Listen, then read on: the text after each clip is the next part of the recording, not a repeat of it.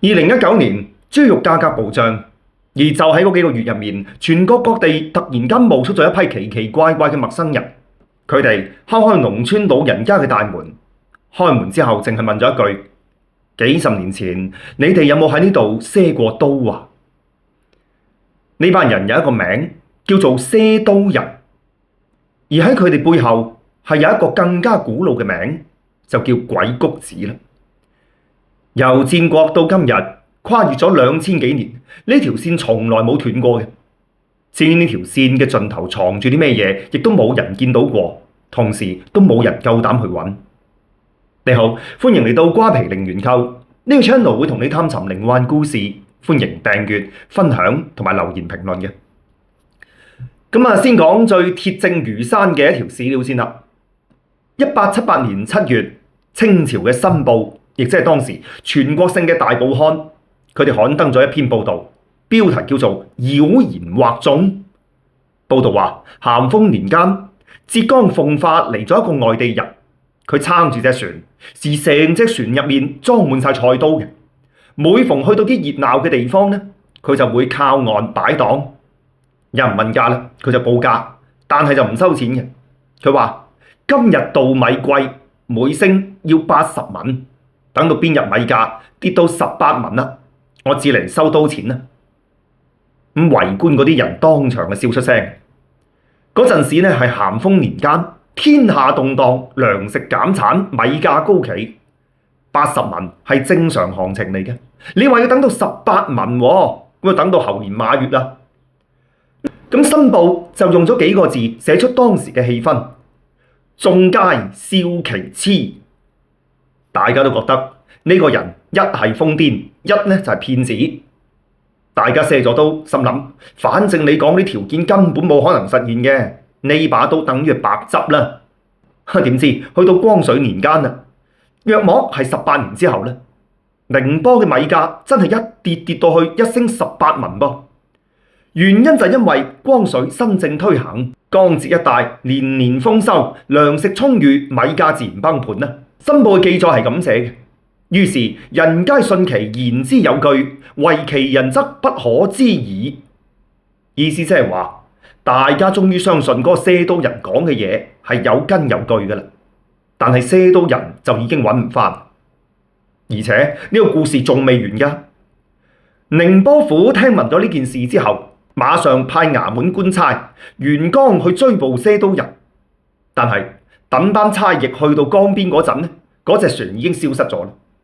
好似佢晨早知道官府會嚟咁嘅噃，又好似佢一開始就冇諗過要留喺呢度咁嘅噃。有人話清朝呢啲嘢呢太過遠啦，講翻啲近嘅啦，好唔好啊？喺80、90年代改革開放啱啱行上軌道嘅時候呢，大江南北嘅農村亦都出現咗一批挑住擔挑穿街過巷嘅人，佢哋孭住菜刀啦、鉸剪、鐵鑊。有人問價，佢哋就擺咗下手話：唉，唔使錢嘅，賒住先啦咁。然後佢哋仲會講一句説話嘅，有人話呢句説話係：等到豬肉漲到20蚊一斤，我再嚟收錢啦。喺嗰個年代，豬肉係幾多錢一斤嘅呢？8毫子，頂多1蚊雞，20蚊，冇人信咯。不過嗰把刀係好刀嚟㗎，好鬼利下㗎，又實正，仲要唔使錢添。哇！於是好多人就接咗啦。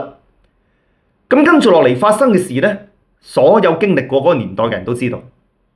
中國經濟起飛，物價一路攀升，豬肉價格自然亦都水漲船高啦。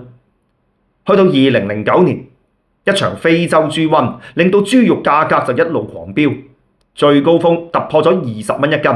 咦，真係成真噃！而就喺呢一年，網上面陸陸續續出現咗一啲傳言。有人話自己門口嚟咗個陌生人，一開聲就話：幾十年前你哋喺呢度有冇賒過刀啊？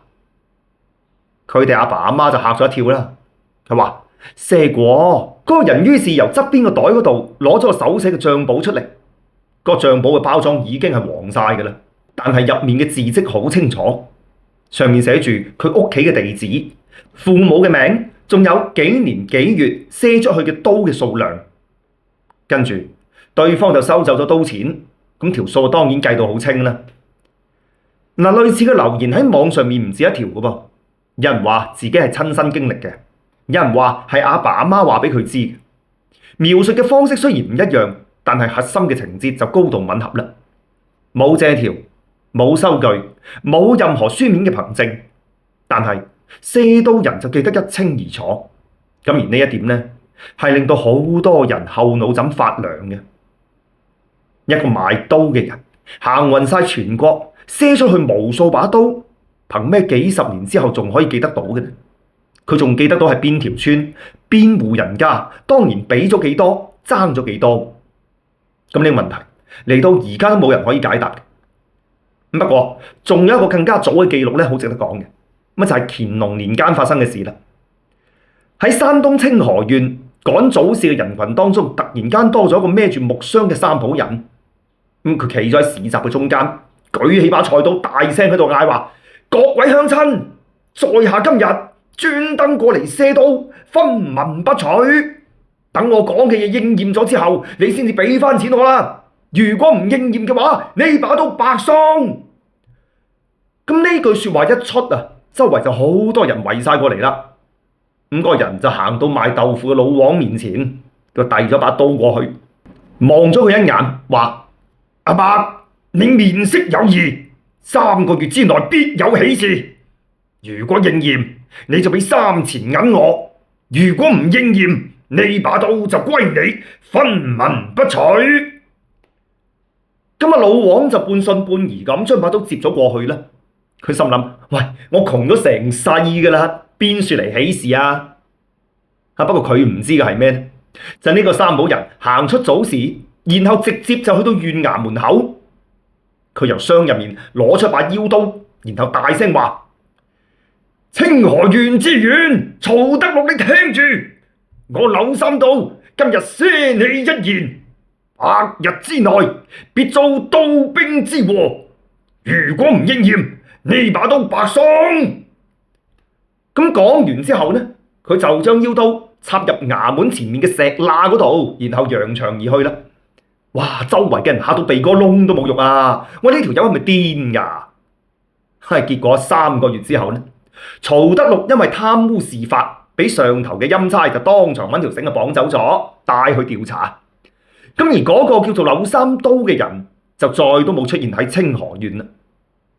不過茶館嘅老細記得嗰日臨走之前，佢飲咗碗茶，俾咗茶錢，仲講咗話：刀兵之禍應驗咗啦，至於刀錢，等佢出嚟先至算啦。呢個故事俾後人一代代咁傳落去。有人話柳三刀係義士，幫民間出咗口惡氣。咁亦都有人話呢，佢係晨早掌握咗內情嘅線人嚟嘅。更加有人話佢根本係鬼谷子嘅傳人，一早就計到曹德祿嘅結局噶啦。但係無論係邊一種講法咧，呢個故事都講明咗一件事，就係射刀人出沒嘅地方，往往就係社會就嚟發生劇烈變動嘅前夕。咁講完南方，我哋講個北方流傳嘅故事啦。喺大興安嶺山腳下面有一條村，村後面有一座山，佢形狀好似一個人嘅背影咁。咁而村入面嗰啲老人家呢，就叫佢做靠山團。靠山團有一個固定過嚟嘅射刀人，咁佢係一個睇落去大概40-50歲嘅中年男人啊。嗱，講佢點解話40-50歲呢？因為佢每次嚟啊，睇落去都係呢個年紀嘅。村入面有個阿婆90幾歲嘅啦，佢話由自己懂性開始就見過呢個人。嗱，嗰陣佢係咁樣，而幾十年過去呢，佢仲係咁樣冇老過嘅噃。呢件事喺靠山團嗰度傳咗好耐，有人覺得係個阿婆記錯咗啦，亦都有人覺得呢個人可能係父傳子，子傳孫，每一代人都生得好似樣嘅。但係後嚟發生咗一件事，令到成條村嘅人都無言以對。嗰年夏天就大旱嘅，嗰啲農作物差唔多顆粒無收。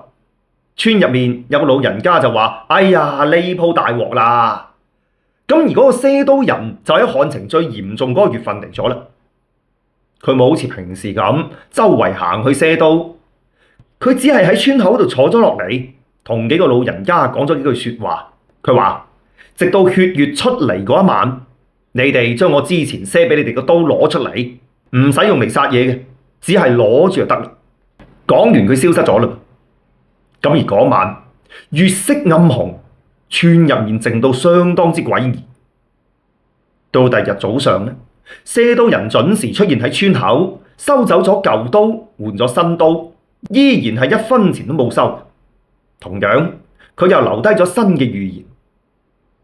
咁啊，至於旱情係點樣呢？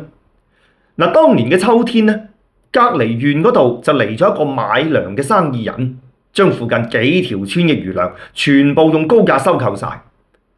靠山屯嗰一季雖然減產，但係就意外咁換嚟咗比往年更加多嘅閒錢。冇人將呢件事同賒刀人聯想埋一齊，亦都冇人刻意去聯想。但係每次呢個古仔被講起，講古嘅人總會停一停，跟住話，或者佢知嘅事比我哋多得多。好啦，講完呢啲之後，我哋再講一個流傳得最廣，亦都係令到你起晒雞皮嘅情節。咁呢個情節咧就發生喺全國各地嘅民間傳說入面，版本係各有不同，但係核心係高度一致。咁話說，某一個地方嘅賒刀人擺檔嘅賒刀啦，圍觀嘅人群入面有個男人控過嚟，想話要一把刀咁。個賒刀人望咗佢一眼，擰咗擰頭話：呢把刀唔賒俾你。嗰個男人就唔高興啦，佢問：做咩人哋可以賒，我唔可以賒啊？賒刀人話：呢把刀唔賒俾就快死嘅人嘅，你條命都係咁大，我收唔返刀錢嘅。嗰人啊，call鬧嘢啊，頂你個肺啊，喺度鬧人啊，係嘛？咁啊條氣就唔順，咁啊就咁走咗啦。幾個月之後，呢個人出咗意外死咗啦。咁而呢個情節呢，有人話係清朝江浙地區嘅事，有人話係民國年間湖南某個縣入面發生嘅事，仲有人話係自己鄉下老人家親眼見過嘅事。雖然版本有唔同啊，但係結局都係一樣嘅。賒刀人話唔賒就唔賒，絕對唔會反口。咁當然啦，呢啲可以用幸存者偏差嚟解釋。被拒絕嗰班人當中，可能大部分都好地地咁生存落去，只不過係冇人追蹤呢啲咁平淡、咁無聊嘅結局啫。但係就係偏偏呢種冇辦法證實嘅偽故事，先至係最難忘記嘅。好啦，講完嗰個俾人拒絕咗嘅男人啦，仲有一個故事，方向係完全相反嘅。講嘅唔係話賒刀人預言咗邊個嘅死啊，而係因為一個女人，因為賒刀人嘅一句說話，捱過咗30年。咁呢件事就發生喺湖北嘅，約莫喺上個世紀50年代初啦。一個賒刀人行咗入去武漢附近嘅一個渡口小鎮，鎮上面有一個叫做秀英嘅女人，佢老公去咗外地打工，走咗差唔多2年㗎啦，音訊全無。哇！嗰個年代消息斷咗真係斷咗㗎啦喎，係嘛？冇電話冇手機，你想揾個人寫信都揾唔到。咁秀英每日就喺碼頭上面等啦，等完又等，等完又等，咩都冇。咁等到賒刀人喺鎮上面擺檔嗰日，秀英咁啱經過，佢就冇攞到刀，只係企喺人群外面望住呢個人。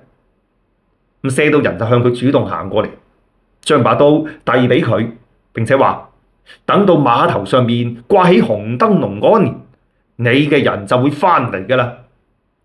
秀英牛咗牛啦，佢問：幾多錢啊？咁賒刀人就話：唔使錢，等佢返嚟，你哋再俾啦。講完佢走咗啦。咁鎮上面嗰啲人覺得呢個三浦人喺處氹呢個咁可憐嘅女人都有嘅，因為佢個男人係生係死真係冇人知㗎嘛。但係秀英呢，就將嗰把刀掛喺門口，由嗰日開始，佢就再都冇每日去碼頭嗰處等啦。佢話個賒刀人講嘅係等碼頭掛紅燈籠，等到嗰一日先再算啦。後嚟嘅事大家都知㗎啦。大約喺30年之後呢，鎮上嗰個渡口被正式改建成為港口。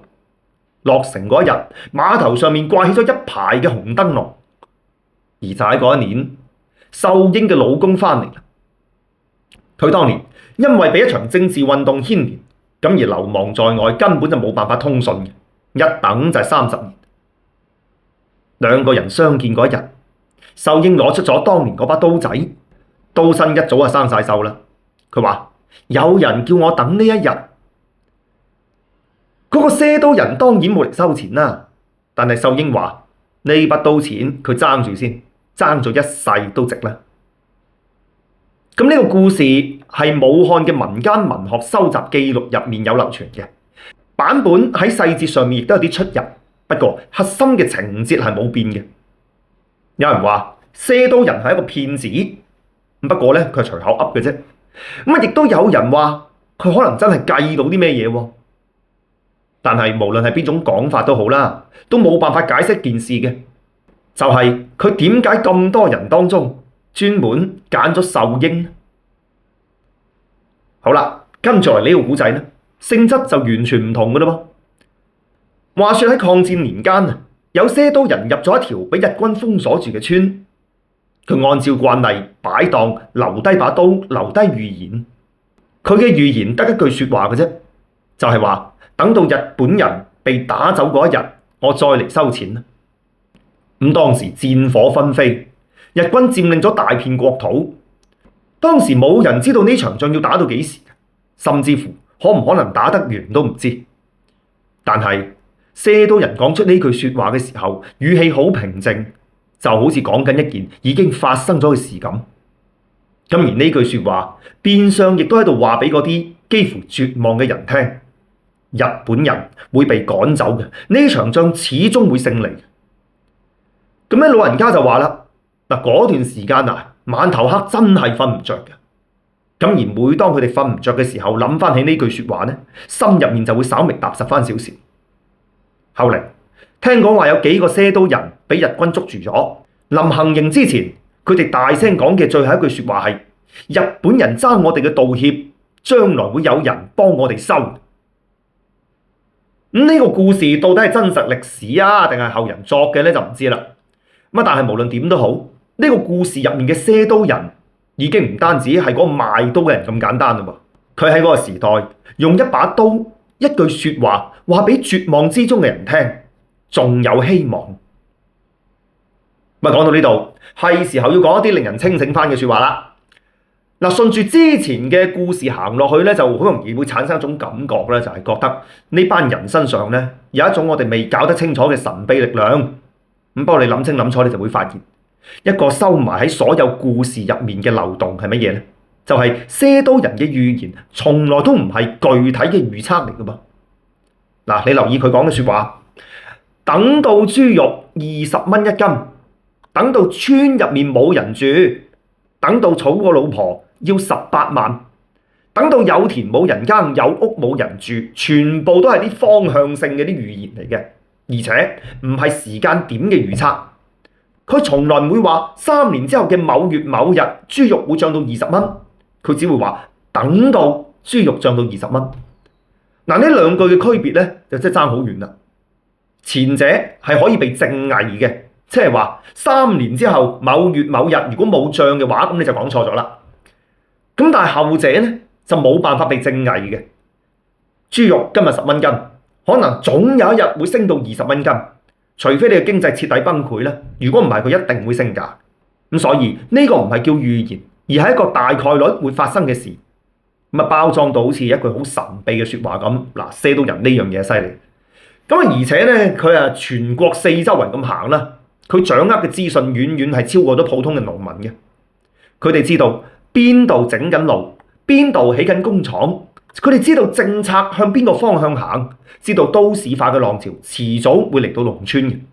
於是佢哋留低嘅説話方向永遠係啱嘅，只不過時間就講唔埋嘅啫。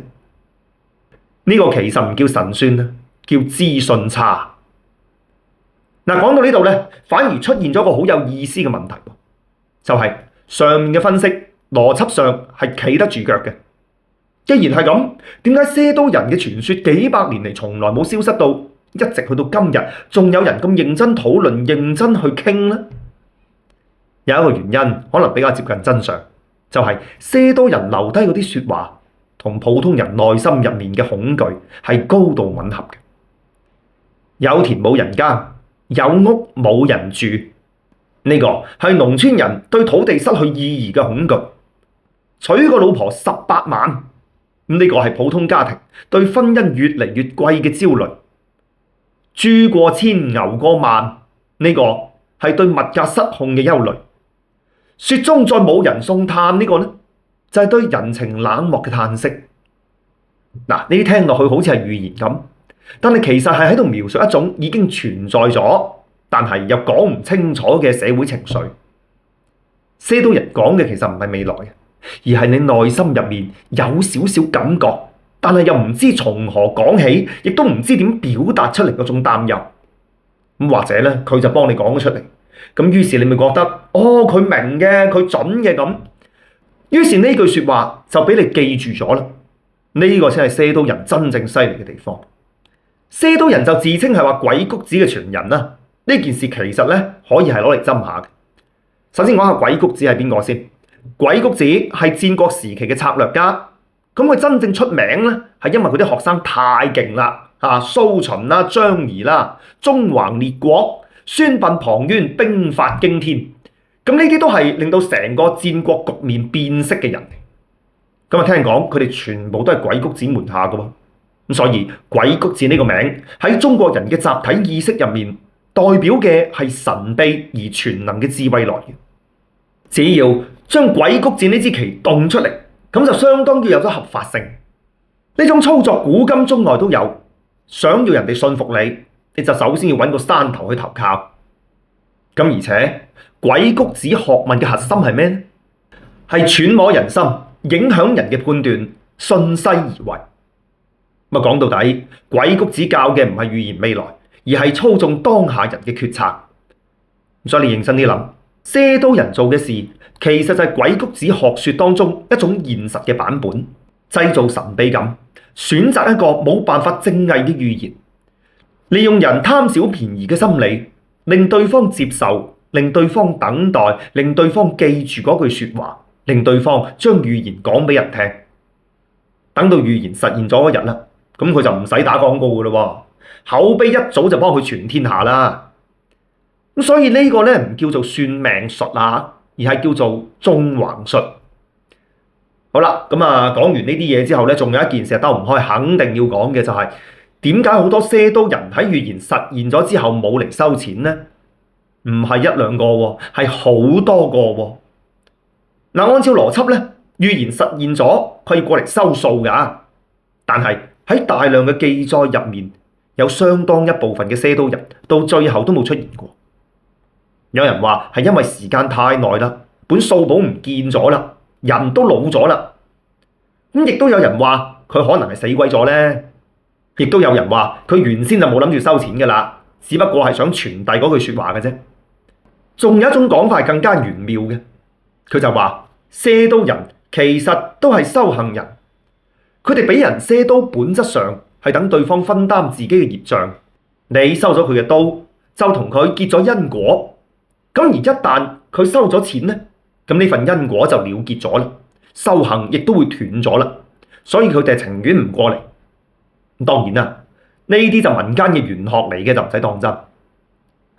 不過最有可能嘅解釋其實係好現實，因為嗰個年代行江湖嗰啲人呢，就會散佈大量嘅預言，等到某一個實現咗啦，就去附近嗰處收數。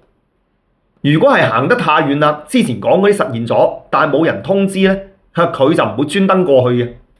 咁而嗰啲收咗數嗰啲故事呢，就俾人傳嚟傳去，傳得越嚟越神。咁嗰啲冇收數嘅呢，反而就有一個神秘感，連錢都唔要。呢個人到底想點呢？所以呢個問題，你越諗落去就越係停唔到嘅。而喺所有些刀人嘅故事入面，有一個細節係真係難以解釋嘅，就係佢哋個數簿啦，冇借據，冇收據，冇任何嘅憑證。但係無論過咗幾多年都好，佢哋翻嚟嘅時候，總會記到清清楚楚，邊條村邊戶人家，邊年邊月攞走咗啲咩嘢，爭咗幾多。我哋之前用信息差可以解釋到商業模式，用佢全國各地咁掟可以解釋到預言嘅方向。但係呢本咁清晰嘅數簿係點解釋呢？有人話佢哋家族傳承嘅，父傳子，子傳孫，咁而數簿咧亦都跟住傳落去。亦都有人話係同一個組織，各地嘅人分區管理，咁而佢哋嘅數簿咧就按區域傳檔嘅。仲有人話其實呢個根本就係後人亂噏嘅，真實嘅情況係些多人攞咗一本好厚嘅簿仔，扮晒喺處查咁，係利用緊對方嘅心理。你覺得佢揾到你個名，你就信咗啦。不過無論係邊一種講法都好啦，都兜唔過一個核心嘅。